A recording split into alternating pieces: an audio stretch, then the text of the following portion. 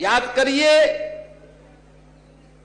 जब संकट के दौरान ये लोकगीत, ये लोक कला ही इतिहास का संरक्षण करके रखती है।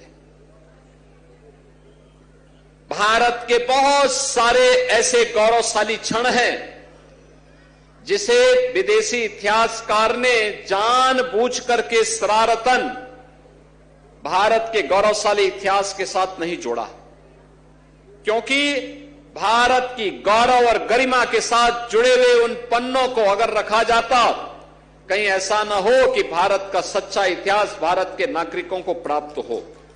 और इसके लिए उन लोगों ने शरारत की, लेकिन लोक गायन और लोक परंपरा के माध्यम से वह गाथा आज भी हम सबको सुनने और देखने को प्राप्त होती है। ये हम सब इस दिशा में आगे बढ़े। हमें अपनी मातृभूमि, अपनी देवभूमि पर गौरव की अनुभूति होनी चाहिए। वहां की लोक कला, वहां की परंपरा, वहां के खान पान, वहां की लोक संस्कृति को संरक्षित करते हुए उसे एक प्लेटफॉर्म भी हमें देना चाहिए।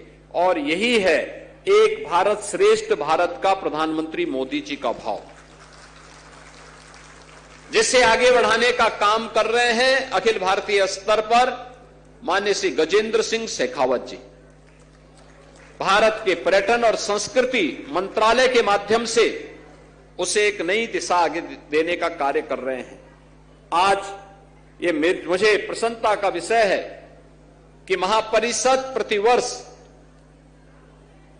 उत्तराखंड गौरव सम्मान से कुछ विभूतियों को सम्मानित करती है, और इस सम्मान के लिए जिन्होंने राष्ट्र के लिए, समाज के लिए, संस्कृति के लिए अपना योगदान दिया है, ऐसे महानुभावों को, जिनमें स्वदेशी उत्पाद और आजीविका के क्षेत्र में कार्य करने वाले डॉक्टर सुरेश चंद्र फुलारा जी को, शिक्षा के क्षेत्र में राष्ट्रपति पुरस्कार से अलंकृत डॉक्टर मंजू बाला जी को, विज्ञान के क्षेत्र में डॉक्टर चंद्रमोहन नौटियाल जी को, और रसायन विज्ञान और अनुसंधान के क्षेत्र में प्रोफेसर दीवान सिंह रावत जी को उत्तराखंड गौरव पुरस्कार से सम्मानित करने का निर्णय इस वर्ष लिया गया है। ये मेरे लिए अत्यंत प्रसन्नता का विषय है।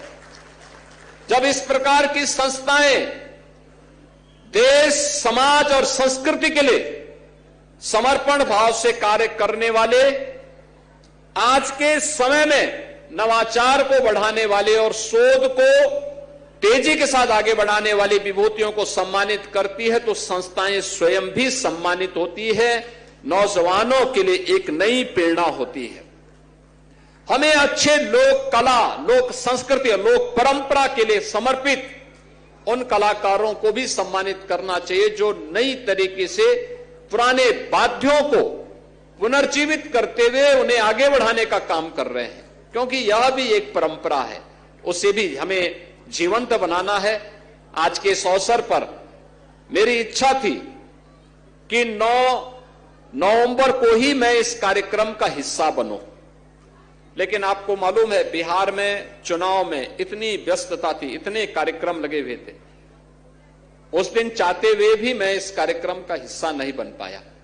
आज ये मेरा सौभाग्य है, मुझे मुख्यमंत्री कार्यालय के सलाहकार श्री अवनीश अवस्थी जी ने कहा कि उत्तराखंड परिषद के कार्यक्रम, मैं समझता था कि हो सकता है आप भूल गए होंगे इसके बाद, लेकिन जब उन्होंने मुझे बताया कि नहीं उसमें चलना, मैंने कहा मैं जरूर जाऊंगा। तो मैंने ये अच्छा लगा मुझे कि आज गजेंद्र सिंह शेखावत जी भी इस कार्यक्रम में हैं और मुझे भी इस कार्यक्रम का हिस्सा बनने का अवसर प्राप्त हो रहा है।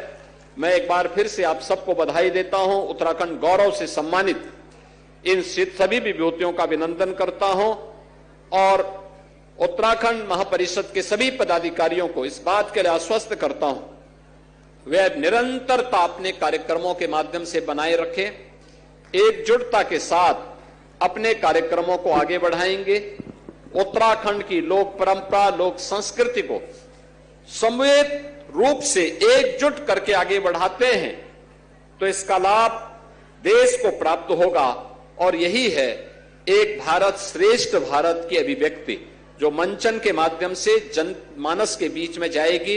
आप सबको मैं इस अवसर पर अपनी हृदय से बधाई देता हूं, अपनी शुभकामनाएं देता हूं।